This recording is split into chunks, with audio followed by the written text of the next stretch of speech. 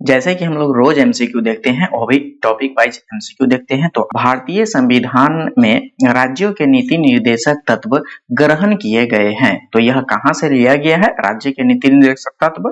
तो इसका सही आंसर क्या हो जाएगा? ऑप्शन नंबर बी, आयरलैंड से। चलिए नेक्स्ट क्वेश्चन देखेंगे क्या कह रहा है। राज्य के नीति निर्देशक तत्व का उल्लेख भारतीय संविधान के किस भाग में किया गया है? तो राज्य के नीति निर्देशक तत्व जो है वह संविधान के कौन से भाग में है? तो इसका सही आंसर हो जाएगा ऑप्शन नंबर सी, भाग 4 में है। चलिए नेक्स्ट क्वेश्चन देखेंगे। भारतीय संविधान के किस अनुच्छेद में राज्यों के नीति निर्देशक तत्वों का उल्लेख है? तो राज्य के नीति निर्देशक तत्व जो है वह कौन से अनुच्छेद में है? तो इसका सही आंसर क्या हो जाएगा? ऑप्शन नंबर सी, अनुच्छेद 36 से 51 के बीच। चलिए नेक्स्ट क्वेश्चन देखेंगे। संविधान का वह कौन सा भाग है जो संविधान के निर्माताओं के मस्तिष्क और उद्देश्यों को प्रतिबिंबित करता है? तो इसका सही आंसर क्या हो जाएगा? ऑप्शन नंबर सी, राज्य के नीति निर्देशक तत्व। चलिए नेक्स्ट क्वेश्चन देखेंगे। राज्य के नीति निर्देशक तत्वों में निम्नलिखित में से किन किन प्रकार के सिद्धांत अंतर्निहित है? तो इसका सही आंसर क्या हो जाएगा? तो इसमें क्या है, आर्थिक सिद्धांत भी है और सामाजिक सिद्धांत है, यह भी है, और प्रशासनिक सिद्धांत यह भी है। तो इसका सही आंसर क्या हो जाएगा? ऑप्शन नंबर डी, उपयुक्त में से सभी।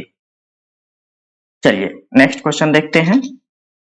भारतीय संविधान में राज्य के नीति निर्देशक सिद्धांतों को शामिल करने के पीछे मुख्य उद्देश्य क्या था? तो इसका राज्य का नीति निर्देशक तत्व जो है वह भारतीय संविधान में शामिल किया गया था। तो इसका मुख्य उद्देश्य क्या था?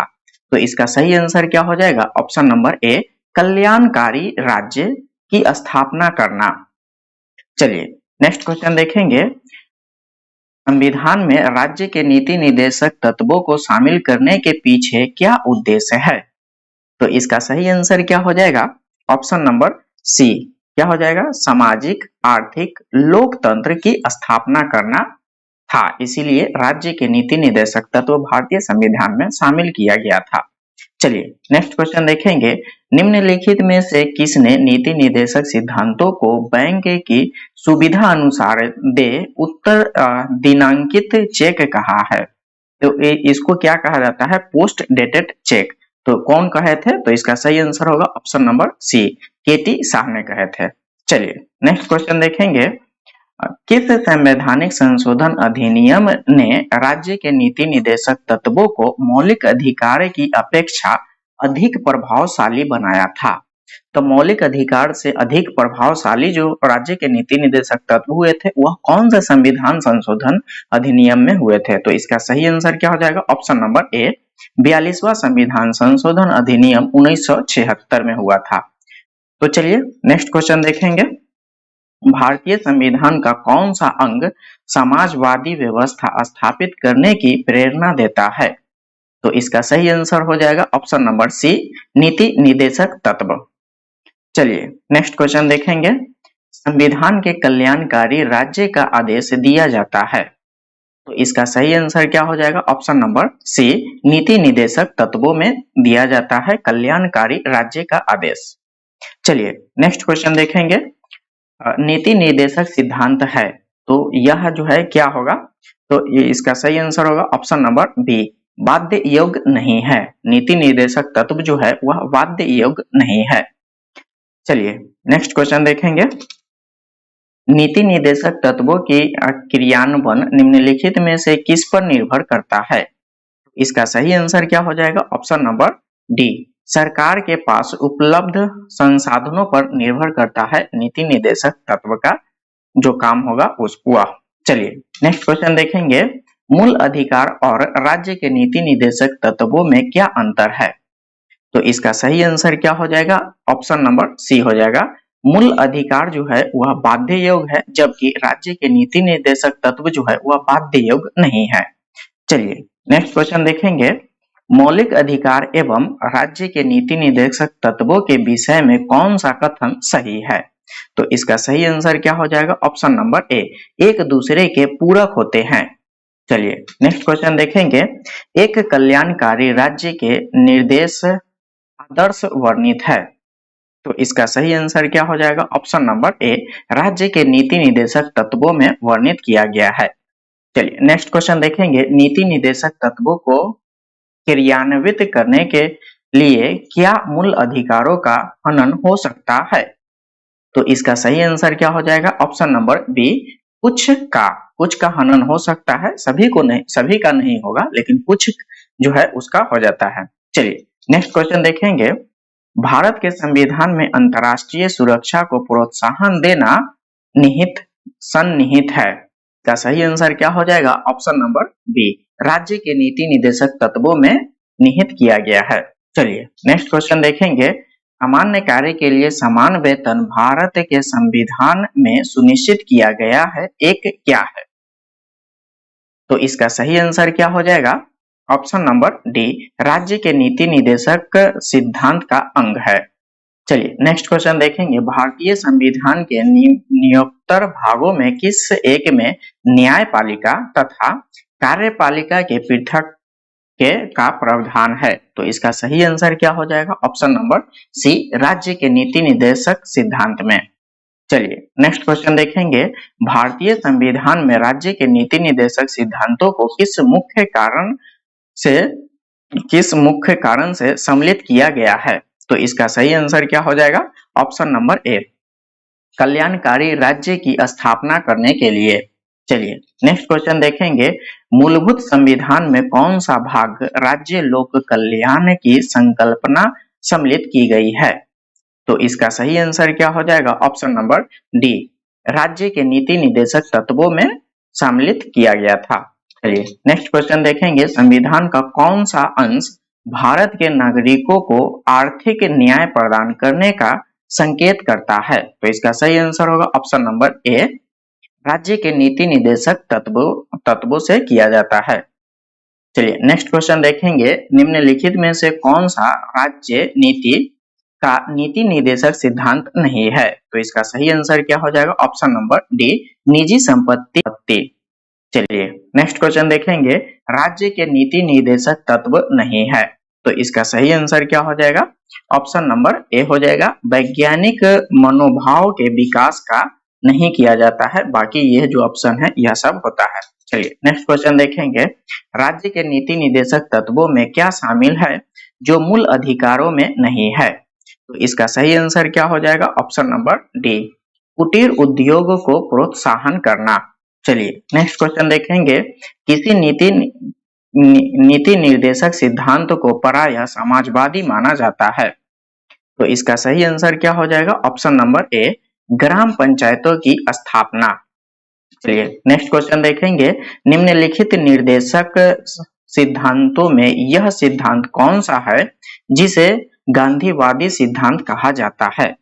तो गांधीवादी सिद्धांत जो है वह किसे कहा जाता है? तो इसका सही आंसर होगा ऑप्शन नंबर बी, स्वशासन के प्रभावी एकलों के रूप में ग्राम पंचायतों का गठन करना था। चलिए नेक्स्ट क्वेश्चन देखेंगे, नीति निर्देशक तत्व का महत्व किसके लिए है? तो इसका सही आंसर क्या हो जाएगा? ऑप्शन नंबर बी, राज्य के लिए है। चलिए नेक्स्ट क्वेश्चन देखेंगे, भारत के किस राज्य में समान नागरिक संहिता लागू है? तो इसका सही आंसर हो जाएगा ऑप्शन नंबर डी, गोवा में। चलिए नेक्स्ट क्वेश्चन देखेंगे, राज्य के नीति निर्देशक सिद्धांतों के अनुसार किस आयु के बच्चे को निःशुल्क एवं अनिवार्य शिक्षा देने की आशा की जाती है? तो इसका सही आंसर क्या हो जाएगा? ऑप्शन नंबर ए, 14 वर्ष। चलिए नेक्स्ट क्वेश्चन देखेंगे, राज्य के नीति निर्देशक सिद्धांत किस प्रकार मौलिक अधिकारों से भिन्न है? तो इसका सही आंसर होगा ऑप्शन नंबर सी, राज्य के नीति निर्देशक सिद्धांत जो है वह परिवर्तनीय नहीं है, जबकि मूल अधिकार जो है वह परिवर्तनीय है। चलिए नेक्स्ट क्वेश्चन देखेंगे, भारतीय संविधान के कौन से संशोधन अधिनियम द्वारा टकराव की दिशा में राज्य के नीति निर्देशक तत्वों को मूल अधिकार पर वरीयता प्रदान की गई है? तो इसका सही आंसर होगा ऑप्शन नंबर बी, 42वां संविधान संशोधन। कब हुआ था? तो 1976 में। चलिए नेक्स्ट क्वेश्चन देखेंगे, भारतीय संविधान के अंतर्गत कल्याणकारी राज्य की अवधारणा निम्नलिखित में से किस अनुच्छेद में वर्णित है? तो इसका सही आंसर हो जाएगा ऑप्शन नंबर बी, अनुच्छेद 38 में वर्णित किया गया है। चलिए नेक्स्ट क्वेश्चन देखेंगे, सामान्य न्याय एवं निःशुल्क विधि सहायता का प्रावधान संविधान के किस अनुच्छेद में है? तो इसका सही आंसर हो जाएगा ऑप्शन नंबर बी, अनुच्छेद 39 के ए में। चलिए नेक्स्ट क्वेश्चन देखेंगे, भारतीय संविधान के निम्नलिखित अनुच्छेदों में से कौन सा अनुच्छेद राज्य सरकारों को ग्राम पंचायत को गठन करने का निर्देश देता है? तो इसका सही आंसर हो जाएगा ऑप्शन नंबर बी, अनुच्छेद 40 जो है वह ग्राम पंचायत को संगठित करने का निर्देश देता है। चलिए नेक्स्ट क्वेश्चन देखेंगे, भारतीय नागरिकों के लिए एक समान सिविल संहिता प्राप्त करने की बात कही गई है, तो कौन से अनुच्छेद में कहा गया है? तो इसका सही आंसर होगा ऑप्शन नंबर बी, अनुच्छेद नंबर 44 में। इसको याद भी रखने का बड़ा अच्छा है, देखिए 4 है सेम। चलिए नेक्स्ट क्वेश्चन देखेंगे, संविधान के किस अनुच्छेद में न्यायपालिका का कार्यपालिका से पृथक्करण का उल्लेख किया गया है? तो इसका सही आंसर क्या हो जाएगा? ऑप्शन नंबर डी, अनुच्छेद 50 में किया गया है। नेक्स्ट क्वेश्चन देखेंगे, राज्य के नीति निर्देशक सिद्धांतों में से किस अनुच्छेद का संबंध जो है वह अंतर्राष्ट्रीय शांति और सुरक्षा के संदर्भ में है? तो इसका सही आंसर क्या हो जाएगा? ऑप्शन नंबर बी, अनुच्छेद 51 में है। चलिए नेक्स्ट क्वेश्चन देखेंगे, भारतीय संविधान के किस अनुच्छेद द्वारा निम्न दुर्लभ वर्गों को शिक्षा संबंधी सुरक्षा प्रदान की गई है? तो इसका सही आंसर क्या हो जाएगा? ऑप्शन नंबर बी, अनुच्छेद 46। चलिए नेक्स्ट क्वेश्चन देखेंगे, काम करने के अधिकारों को राज्य के नीति निर्देशक तत्वों में निम्नलिखित में से किस अनुच्छेद के अंतर्गत रखा गया है? तो इसका सही आंसर क्या हो जाएगा? ऑप्शन नंबर सी, अनुच्छेद 41 में रखा गया है। चलिए नेक्स्ट क्वेश्चन देखेंगे, निम्नलिखित में से कौन सा एक राज्य के नीति निर्देशक तत्वों का उद्देश्य नहीं है? तो इसका सही आंसर क्या हो जाएगा? ऑप्शन नंबर डी, एक धार्मिक राज्य की स्थापना करना। चलिए नेक्स्ट क्वेश्चन देखेंगे, इनमें से कौन राज्य के नीति निर्देशक सिद्धांतों में सम्मिलित नहीं है? तो इसका सही आंसर हो जाएगा ऑप्शन नंबर डी, सूचना का अधिकार। चलिए नेक्स्ट क्वेश्चन देखेंगे, निम्नलिखित में से कौन सा एक संविधान के 42वें संविधान संशोधन द्वारा नीति निर्देशक तत्वों को नहीं जोड़ा गया है? तो इसका सही आंसर क्या हो जाएगा? ऑप्शन नंबर सी, सभी नागरिकों के लिए समान आचार संहिता को नहीं जोड़ा गया है। चलिए नेक्स्ट क्वेश्चन देखेंगे, भारत के कल्याणकारी राज्य होने का विचार पाया जाता है, तो यह कहाँ पे पाया जाता है? तो यह संविधान की प्रस्तावना में तथा नीति निर्देशक सिद्धांत में किया गया है। तो इसका सही आंसर क्या हो जाएगा? एक भी हो जाएगा और ए भी होगा, सी भी होगा। तो इसका सही आंसर होगा ऑप्शन नंबर डी, ए और सी दोनों में। चलिए नेक्स्ट क्वेश्चन देखेंगे, राज्य के नीति निर्देशक तत्व सहज अध्ययन के लिए निम्न में से कौन से भागों में विभाजित किए जा सकते हैं? तो इसका सही आंसर क्या हो जाएगा? ऑप्शन नंबर डी, उपयुक्त में से सभी। समाजवादी में भी किया जा सकता है, उदार बौद्धिकतावादी में भी किया जाता है और गांधीवादी में भी। चलिए नेक्स्ट क्वेश्चन देखेंगे, निम्नलिखित में से कौन सा एक भारत के संविधान में यथा प्रतिस्थापित राज्य के नीति निर्देशक तत्वों का भाग नहीं है? तो इसका सही आंसर क्या हो जाएगा? Option number C, personal law का संरक्षण। यह भारतीय संविधान में मूल्य कर्तव्यों को शामिल करने का विचार किस देश के संविधान से लिया गया है? तो इसका सही आंसर हो जाएगा ऑप्शन नंबर डी, पूर्व सोवियत संघ से। चलिए नेक्स्ट क्वेश्चन देखेंगे, निम्नलिखित में से किस समिति ने मौलिक अधिकारों को शामिल करने की अनुशंसा की थी? तो इसका सही आंसर क्या हो जाएगा? ऑप्शन नंबर डी, सरदार स्वर्ण सिंह समिति के द्वारा मूल्य कर्तव्यों को जोड़ा गया था। चलिए नेक्स्ट क्वेश्चन देखेंगे, निम्नलिखित में से किस वर्ष संविधान में मूल्य कर्तव्यों को अंततः स्थापित किया गया? तो इसका सही आंसर क्या हो जाएगा? ऑप्शन नंबर बी, 1976 में। चलिए नेक्स्ट क्वेश्चन देखेंगे, मौलिक कर्तव्यों को निर्धारित किया गया, तो यह कब किया गया था? तो इसका सही आंसर हो जाएगा ऑप्शन नंबर सी, 42वें संविधान संशोधन के द्वारा निर्धारित किया गया था। चलिए नेक्स्ट क्वेश्चन देखेंगे, 42वें संविधान संशोधन के 10 आचार आदर्शों को किस नाम से जाना जाता है? तो इसका सही आंसर क्या हो जाएगा? ऑप्शन नंबर डी, मौलिक कर्तव्य। चलिए नेक्स्ट क्वेश्चन देखेंगे। 1973 में 42वें संविधान संशोधन द्वारा संविधान में नागरिकों के लिए कितने मौलिक कर्तव्य निश्चित किए गए थे? तो इसका सही आंसर क्या हो जाएगा? ऑप्शन नंबर बी, 10 मौलिक कर्तव्यों को जोड़ा गया था। चलिए नेक्स्ट क्वेश्चन देखेंगे। संविधान के किस भाग में मूल्य कर्तव्यों के अध्याय को जोड़ा गया था? तो इसका सही आंसर क्या हो जाएगा? ऑप्शन नंबर डी, भाग 4 के क में जोड़ा गया था मूल्य कर्तव्यों को। चलिए नेक्स्ट क्वेश्चन देखेंगे। भारतीय संविधान में मौलिक कर्तव्यों की सूची निम्नलिखित में से किस भाग के रूप में जोड़ी गई थी? तो इसका सही आंसर क्या हो जाएगा? ऑप्शन नंबर ए, चौथा भाग में जोड़ा गया था। चलिए नेक्स्ट क्वेश्चन देखेंगे। भारत के संविधान के किस अनुच्छेद में मौलिक कर्तव्यों की चर्चा की गई है? तो इसका सही आंसर हो जाएगा ऑप्शन नंबर ए, अनुच्छेद नंबर 51 के ए में। चलिए नेक्स्ट क्वेश्चन देखेंगे। वर्तमान में संविधान में कुल कितने मूल्य कर्तव्यों का उल्लेख है? तो इसका सही आंसर क्या हो जाएगा? ऑप्शन नंबर सी, कितना है अभी वर्तमान में मूल्य कर्तव्य? तो 11। चलिए नेक्स्ट क्वेश्चन देखेंगे। किस संवैधानिक संशोधन अधिनियम द्वारा संविधान में मूल्य कर्तव्यों को सम्मिलित किया गया है? तो इसका सही आंसर हो जाएगा ऑप्शन नंबर ए, 42वां संविधान संशोधन। चलिए नेक्स्ट क्वेश्चन देखेंगे।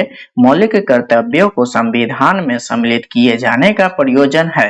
तो इसका सही आंसर क्या हो जाएगा? ऑप्शन नंबर सी, विनाशक एवं असंवैधानिक गतिविधियों को नियंत्रण करना था मौलिक कर्तव्य का मुख्य उद्देश्य। चलिए नेक्स्ट क्वेश्चन देखेंगे। संविधान में उल्लेखित मौलिक कर्तव्य किसके लिए है? तो इसका सही आंसर होगा ऑप्शन नंबर बी, सभी नागरिकों के लिए। चलिए नेक्स्ट क्वेश्चन देखेंगे। मौलिक कर्तव्यों को अवहेलना करने वाले को क्या किया जा सकता है? तो इसका आंसर क्या हो जाएगा? ऑप्शन नंबर बी, दंड देने की व्यवस्था नहीं है। चलिए नेक्स्ट क्वेश्चन देखेंगे। भारत के प्रत्येक नागरिकों का कर्तव्य होगा प्राकृतिक पर्यावरण का संरक्षण एवं सुधार। उपयुक्त कथन भारतीय संविधान के किस अनुच्छेद में संदर्भित है? तो इसका सही आंसर हो जाएगा ऑप्शन नंबर सी, अनुच्छेद नंबर 51 के ए में किया गया है। चलिए नेक्स्ट क्वेश्चन देखेंगे। निम्नलिखित में से कौन सा एक मौलिक कर्तव्य नहीं है? तो इसका सही आंसर होगा ऑप्शन नंबर डी, करों की अदायगी। चलिए नेक्स्ट क्वेश्चन देखेंगे। निम्नलिखित में से कौन सा एक मौलिक कर्तव्य नहीं है? सेम क्वेश्चन यहाँ भी पूछा जा रहा है, बस ऑप्शन चेंज है, तो आप इसमें से देख लीजिए कौन सा होगा। तो इसका सही आंसर होगा ऑप्शन नंबर सी, धर्मनिरपेक्षता का पालन करना। यह जो है वह मौलिक कर्तव्य नहीं है। चलिए नेक्स्ट क्वेश्चन देखेंगे। निम्नलिखित में से भारत के मौलिक कर्तव्य कौन सा है? इसमें पूछा जा रहा है, जो ऑप्शन दिया गया इसमें से 3 गलत है और 1 सही होगा। तो पूछा जा रहा है जो सही ऑप्शन जो है वह कौन सा है? तो इसका सही आंसर होगा ऑप्शन नंबर बी, हमारी मिली जुली संस्कृति की समृद्ध विरासत को संरक्षित करना व महत्व प्रदान करना है। तो इसका सही आंसर हो गया ऑप्शन नंबर बी। चलिए नेक्स्ट क्वेश्चन देखेंगे। निम्नलिखित में से कौन सा मौलिक कर्तव्य नहीं है? इसमें 3 सही दिया गया है और 1 गलत दिया गया है जिसको छांटना है। तो इसका सही आंसर क्या हो जाएगा? ऑप्शन नंबर बी, राष्ट्रीय उद्यमों का संरक्षण करना। चलिए नेक्स्ट क्वेश्चन देखेंगे। भारतीय संविधान में नागरिकों के मूल्य कर्तव्यों के अंतर्गत सम्मिलित नहीं है। तो इसमें कौन सा है जो सम्मिलित नहीं किया गया है? तो इसका सही आंसर होगा ऑप्शन नंबर सी, धर्मनिरपेक्षता को बढ़ावा देना। यह सम्मिलित नहीं है मूल्य कर्तव्य में। चलिए नेक्स्ट क्वेश्चन देखेंगे। भारत के संविधान के अनुसार भारतीय नागरिकों के मूल्य कर्तव्य निम्नलिखित में से क्या है? तो मूल्य कर्तव्य जो है वह क्या है? तो इसका सही आंसर क्या हो जाएगा? ऑप्शन नंबर डी होगा, उपयुक्त में से सभी। देखिए राष्ट्रगान भी है, ध्वज आदि का सम्मान करना तो है ही मूल कर्तव्य है, वैज्ञानिक प्रविष्टि का विकास करना भी है और राष्ट्रीय एवं संस्कृति विरासत का संरक्षण एवं परीक्षण करना भी है। चलिए नेक्स्ट क्वेश्चन देखेंगे। भारत के संविधान में भारतीय नागरिकों के मूल्य कर्तव्यों के रूप में निम्नलिखित में से किसकी गणना नहीं की गई है? तो इसका सही आंसर क्या हो जाएगा? ऑप्शन नंबर डी, अंतरराष्ट्रीय शांति और सुरक्षा को बढ़ावा देना जो है यह नहीं किया गया है मूल्य कर्तव्यों में। चलिए नेक्स्ट क्वेश्चन देखेंगे। 86वां संविधान संशोधन अधिनियम कब आया था? 2002 के माध्यम से निम्नलिखित में से किस एक को मूल्य कर्तव्यों के रूप में शामिल किया गया? तो इसका सही आंसर क्या हो जाएगा? ऑप्शन नंबर बी, 6 से 14 वर्ष के आयु के बीच अपने बच्चे को शिक्षा के अवसर प्रदान करना। तो 86वां संविधान संशोधन 2002 में जोड़ा गया था 6 से 14 वर्ष के बच्चों को शिक्षा देने का अवसर। अगर आपके लिए यह वीडियो बहुत ही महत्वपूर्ण है तो आप क्या कीजिएगा, तो अपने दोस्तों के साथ शेयर कीजिए और जल्दी से इस वीडियो को लाइक कर दीजिए और अपना ही चैनल है ईडू टेम्पल क्लास है जिसे सब्सक्राइब कर लीजिए, जिसे हमें एक नया एनर्जी और नए जोश के साथ में एक नेक्स्ट टॉपिक पे वीडियो लेके आऊंगा। तब तक के लिए बाय बाय, टेक केयर।